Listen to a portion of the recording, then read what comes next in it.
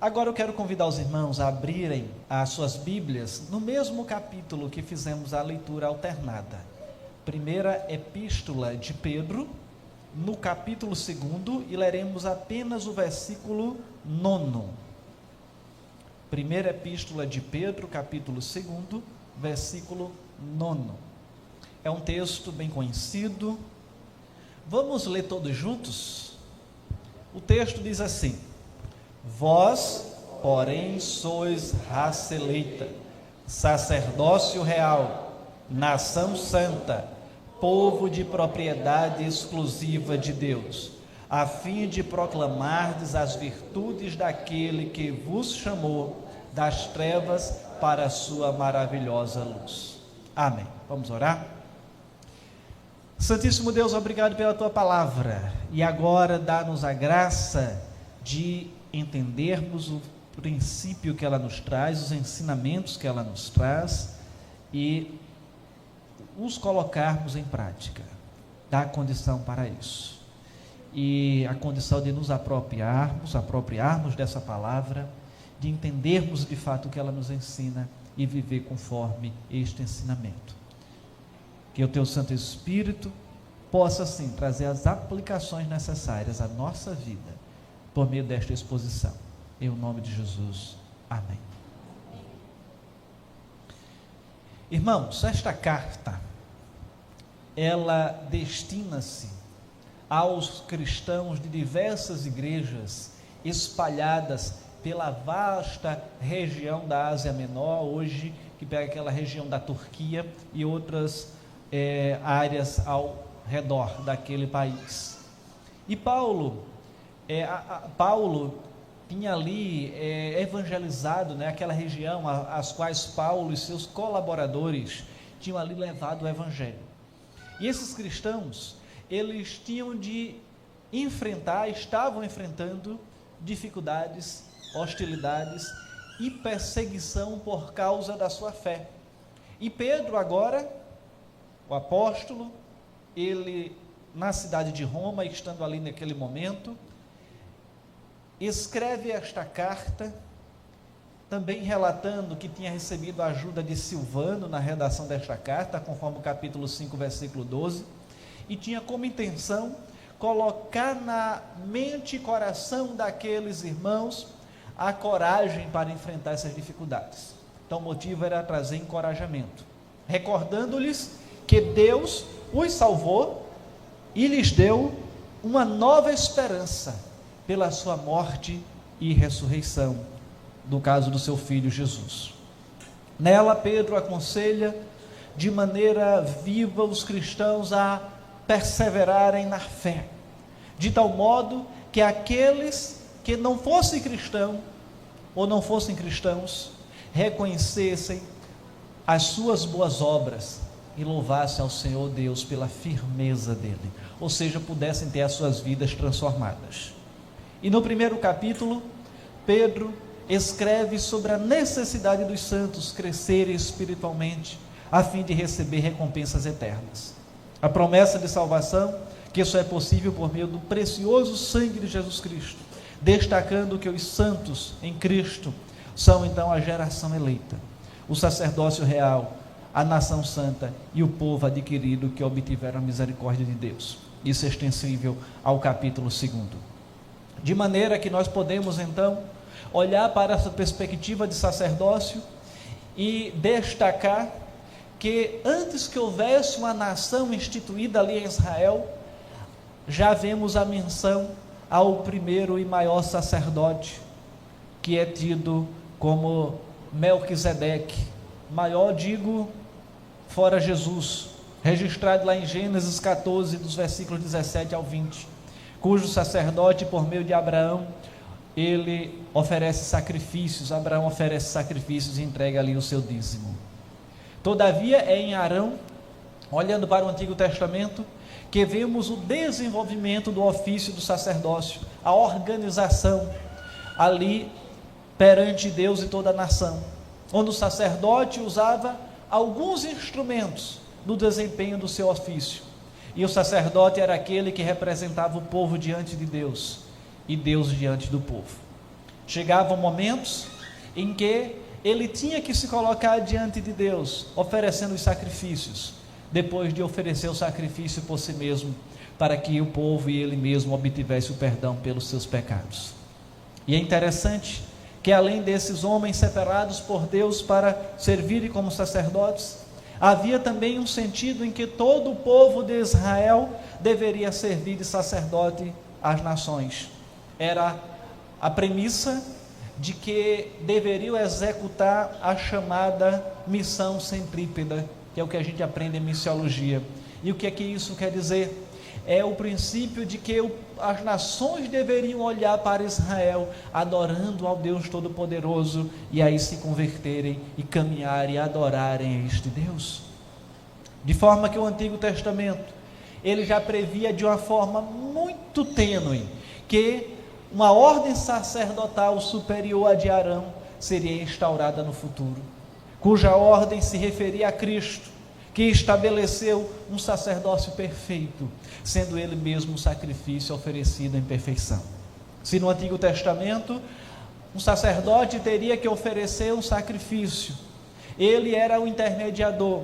Agora Cristo é aquele que se oferece em sacrifício, sendo ele mesmo um sacerdote perfeito, um sacrifício de uma vez por todas, que não teria mais necessidade de outros sacrifícios, como ocorria no Antigo Testamento. No Novo Testamento, vamos entender que o conceito também de sacerdócio, ele tem dois aspectos. Primeiro, que Jesus Cristo é o grande sumo sacerdote, e todas as funções do sacerdócio da antiga aliança encontram-se nele, se concentram nele e são por ele transformadas.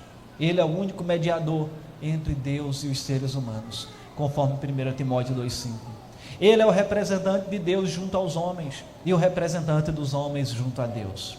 Ele é ao mesmo tempo o sacerdote e o sacrifício, conforme já mencionado.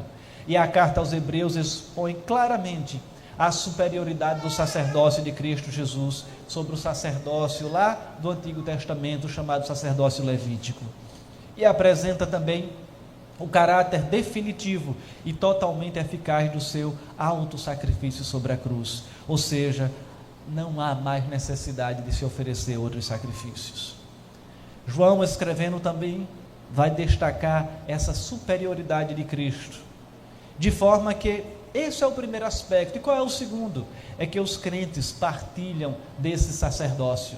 Isso se expressa principalmente nas áreas da adoração, serviço e testemunho, que é o que a boa teologia reformada diz que é o sacerdócio universal de todos os crentes. Quando todos nós temos acesso a Deus, livre acesso a Deus por meio da oração, e podemos também levar Deus a todas as pessoas por meio da pregação. 1 Pedro 2,5, nós já lemos aqui hoje, diz: também vós mesmos como pedras que vivem, sois edificados casa espiritual, para ser de sacerdócio santo, a fim de oferecer de sacrifícios espirituais agradáveis a Deus, por intermédio de Jesus Cristo.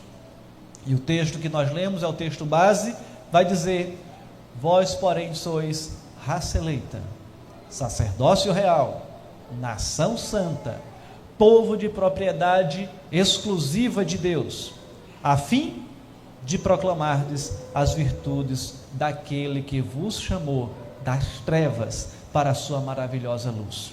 Andando um pouquinho mais, encontramos no texto de Apocalipse dizendo: aquele que nos ama e pelo seu sangue nos libertou dos nossos pecados e nos constituiu reino, sacerdotes para Deus e Pai. Isso, Apocalipse 1, 5 e 6. Aliás, o texto que eu vou ler agora é que é Apocalipse 1, 5 e 6, que diz: digno és de tomar o livro, de abrir os selos, porque foste morto, e com o seu sangue compraste para Deus os que procedem de toda tribo, língua, povo e nação, e para o nosso Deus constituístes reino de sacerdotes. Esse 5 de 9 a 10 e o anterior, Apocalipse 1, 5 e 6, devidamente indicadas as referências. E olhando para tudo isso, o que é que nós encontramos aqui, irmãos? Encontramos vários textos do Antigo e do Novo Testamento, apontando para o sacerdócio, e em especial, o Novo Testamento apontando para o sacerdócio de todos os crentes. E o que queremos trazer apontando para esse tema? Primeiro, que somos privilegiados, e trazer como tema privilégios do ofício sacerdotal de todos os crentes. E qual é o primeiro privilégio? Acessar diretamente a Deus. O sacerdote no Antigo Testamento era aquele que representava Deus perante o povo e o povo perante Deus, conforme já dito, ressaltando que a função do sumo sacerdote, que além de exercer as funções normais de qualquer sacerdote, ele se diferenciava dos outros. Além da sua indumentária, suas vestes, ele tinha a incumbência de ingressar no Santo dos Santos uma vez por ano, ou seja, e a presença de Deus representar o povo e apresentar todos os pecados que ali foram apresentados perante o altar do sacrifício. É quando existiam ali no templo alguns compartimentos. O primeiro, o átrio, como se fosse esse espaço da igreja. Teria um espaço santo, onde tinham ali os sacrifícios, onde eram oferecidos, e o Santo dos Santos, onde só entrava ali o sacerdote uma vez ao ano, para oferecer este sacrifício pleno, e se ele tivesse em pecado, ele não sairia daquele espaço. E se outra pessoa ingressasse, também morreria ali. Portanto, ele já ingressava naquele ambiente com algo amarrado na sua cintura, para que, se porventura ele viesse a falecer, ele fosse puxado. E entre o lugar santo e o Santo dos Santos, tinha uma espessa cortina, esse véu, que se rasgou de cima a baixo, quando da morte de Jesus Cristo, representando o quê? Que agora nós temos livre acesso a Deus por meio do sacrifício de Cristo. Isso representando que o sacrifício de Cristo, ele era eficaz e realizado de uma vez por todas. Que agora a forma para eu pedir perdão ao Senhor, desde que eu creia em Cristo Jesus como meu Senhor e Salvador, é por meio da oração. Conforme já fizemos hoje aqui.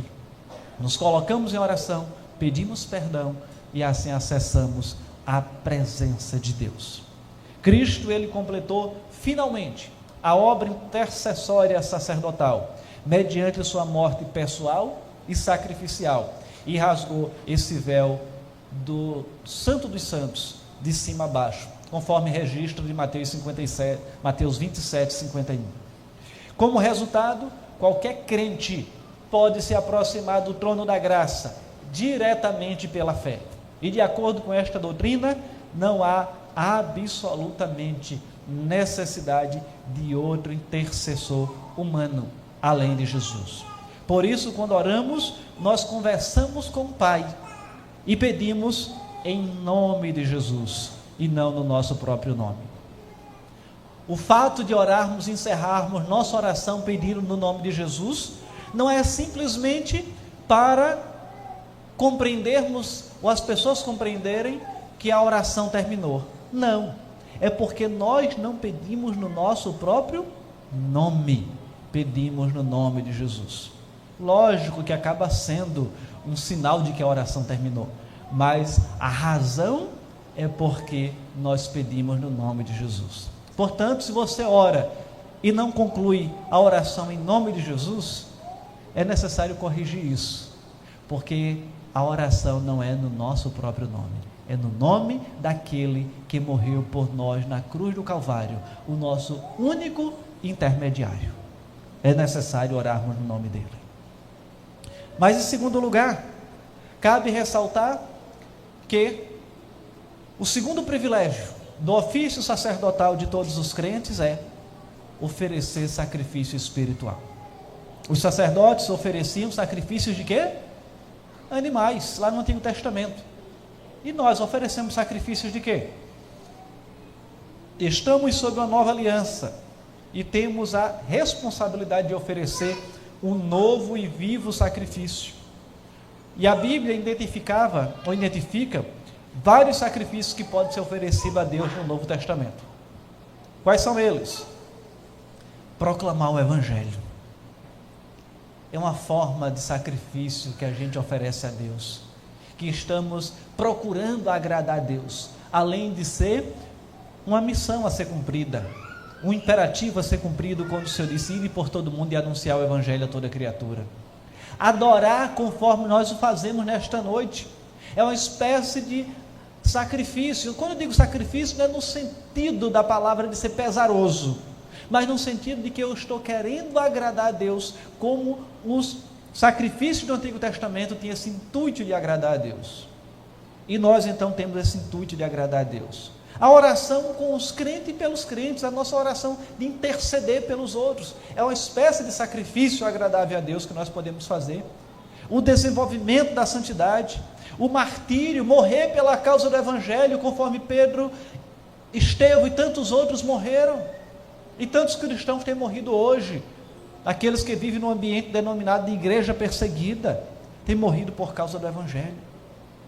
E esses são apenas alguns dos sacrifícios espirituais mencionados. O tema distinto de cada um destes é que alguém que os oferece é ele mesmo o próprio sacrifício. Ressalta-se que esses sacrifícios não são oferecidos apenas na igreja em dias particulares, não é apenas no culto solene como estamos aqui no domingo à noite, mas são feitos todos os dias, incluindo todas as coisas relacionadas na vida diária, de maneira que não pode ter a distinção entre o sagrado e o profano, porque tudo que fazemos tem que ser para a glória de Deus.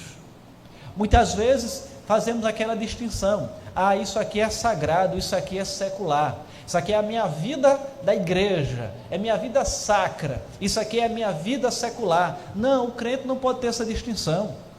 Ele não é crente aqui e deixa de ser crente ali, ele é crente onde quer que esteja.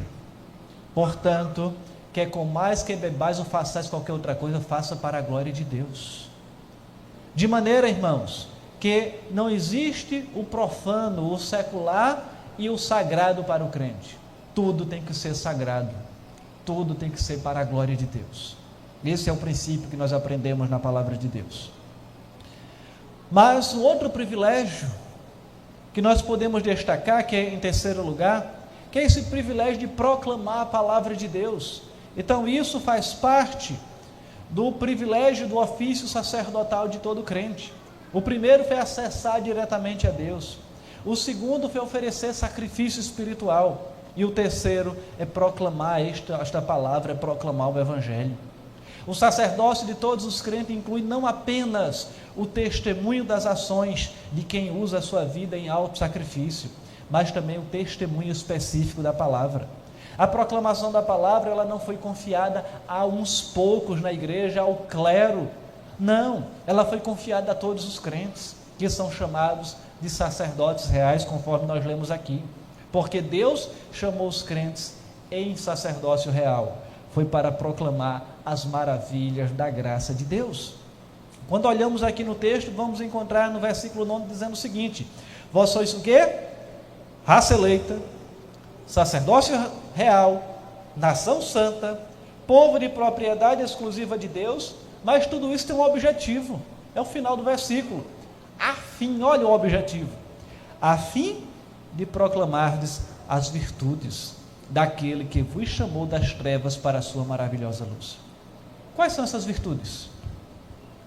A salvação em Cristo Jesus, de dizer: olhe, o mundo foi feito em perfeição, mas o povo se rebelou, houve um rompimento desse relacionamento, entrou o pecado no mundo, mas a partir dali já havia o apontar para a redenção, e essa redenção se concretizou em Cristo Jesus, e agora o ser humano ele pode se reconectar novamente com Deus. O relacionamento que estava quebrado, que estava rompido, em Cristo Jesus ele foi restabelecido.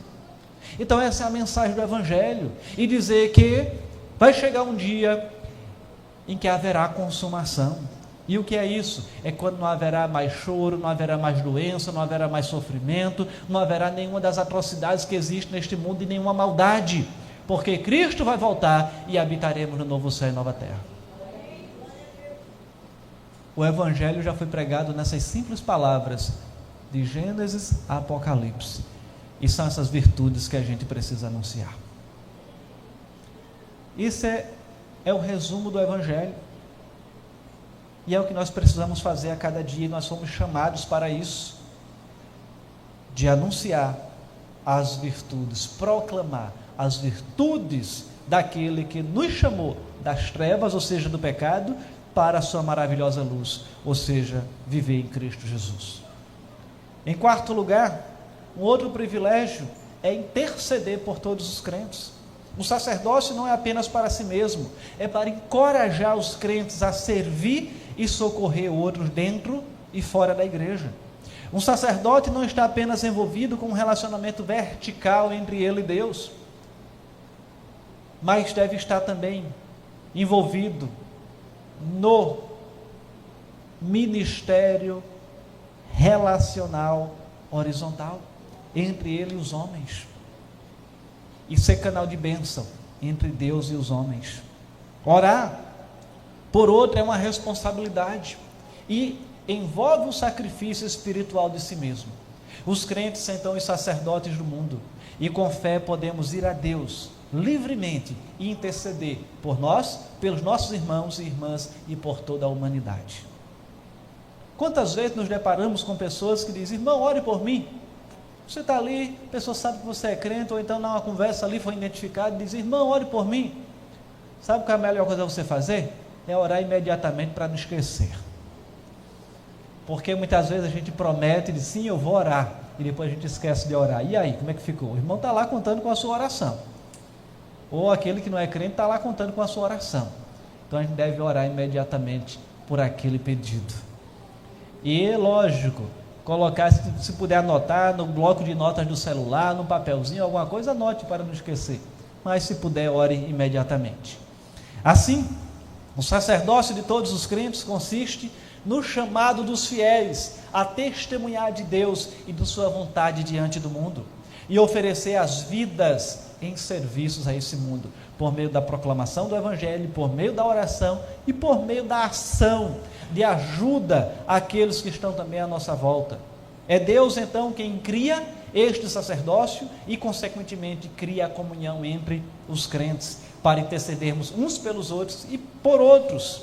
Cada um sabe que deve comparecer diante de Deus em seu favor. Cada um é responsável para orar pelos seus amigos, chamados para compartilhar também de suas lutas e dificuldades, chamados para interceder por seus pecados e por eles em todas as coisas. É quando vivemos situações difíceis e devemos orar por isso. Quando alguém à nossa volta está passando por uma situação difícil, intercedermos por isso. Somos sacerdotes diante de Deus para desenvolvermos o ministério de oração.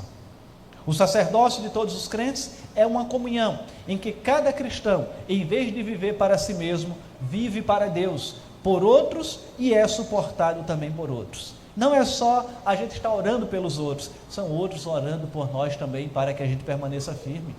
Então essa via de mão dupla. Oramos pelos nossos irmãos, oramos por descrentes, oramos pelo mundo, oramos pela sociedade, oramos pelos poderes estabelecidos, que é um dever bíblico, e outros intercedem, oram por nós também, para que tenhamos a nossa fé fortalecida.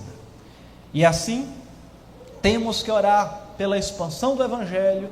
São N motivos que a gente tem, irmãos. Então esse é um ministério que cabe àquele que é um sacerdote de Cristo Jesus.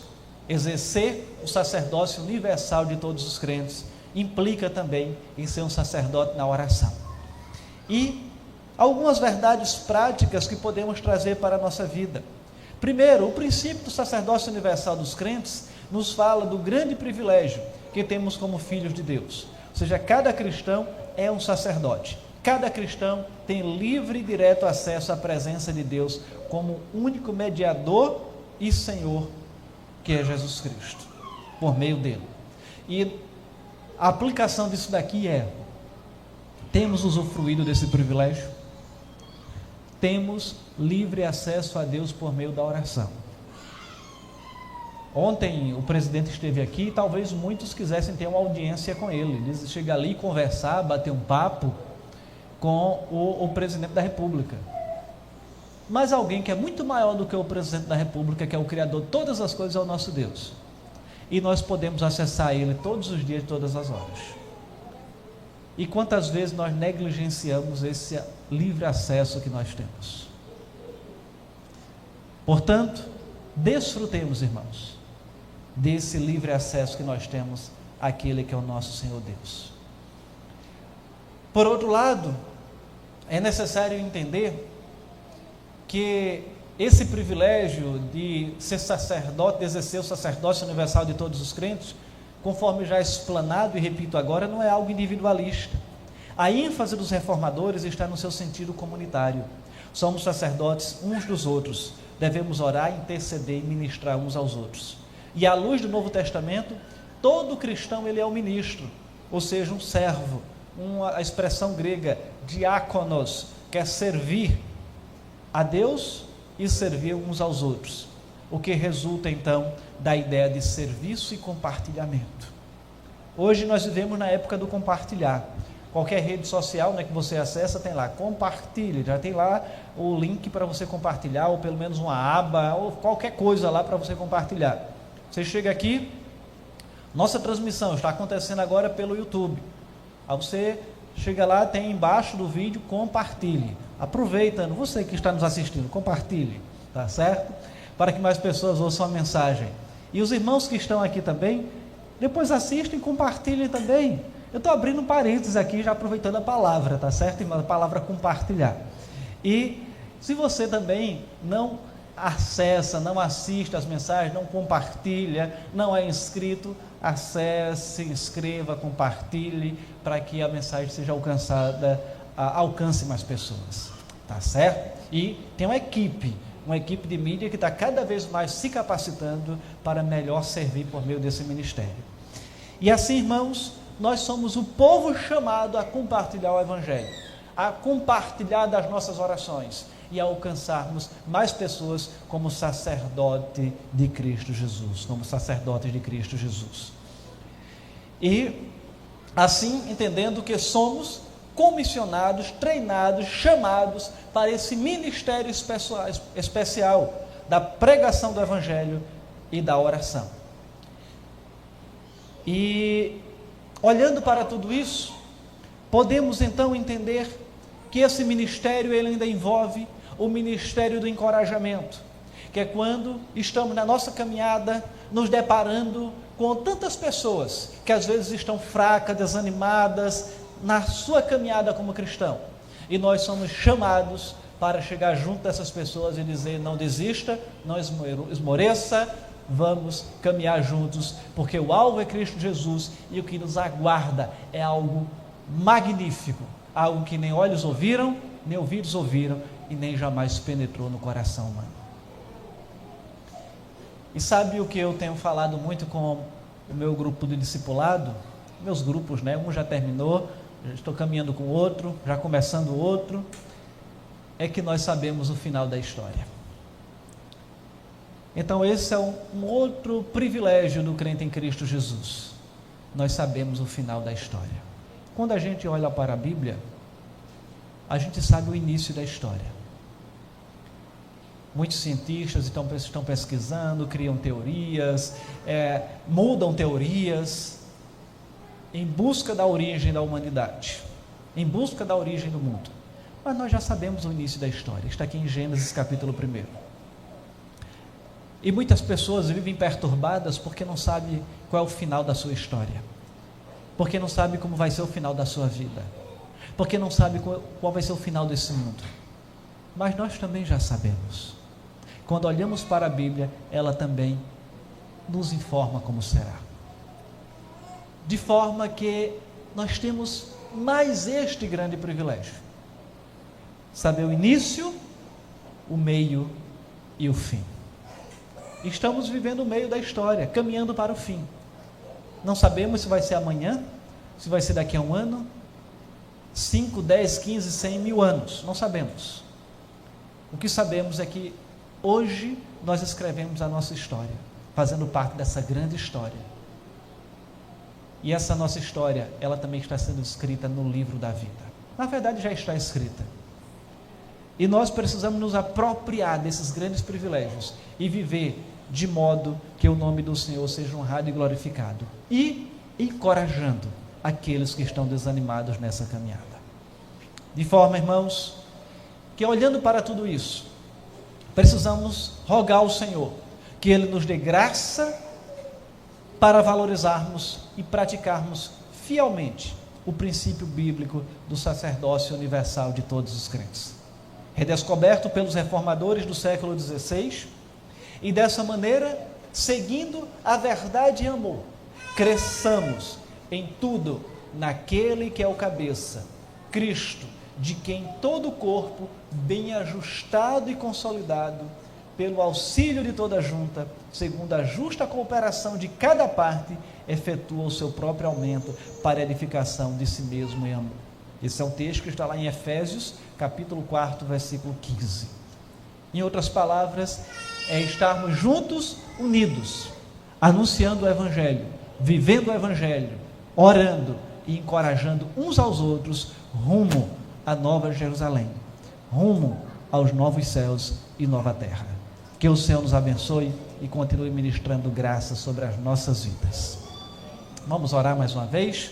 Pai eterno, obrigado pela tua palavra, e agora continua a nos encorajar, continua a ministrar graça sobre nós, para exercermos esse grande ministério, que é o ministério do sacerdócio universal de todos os crentes. Então trata com a minha vida, trata com cada irmão que está aqui, trata com cada visitante, trata com cada um, fazendo com que o teu Espírito Santo se torne cada vez mais evidente em nossas vidas e transforme os corações daqueles que porventura ainda não creem no Senhor como Jesus e Salvador. Assim, ó Pai, oramos nesta hora no nome daquele que o Senhor enviou para morrer por nós, Cristo Jesus. Amém.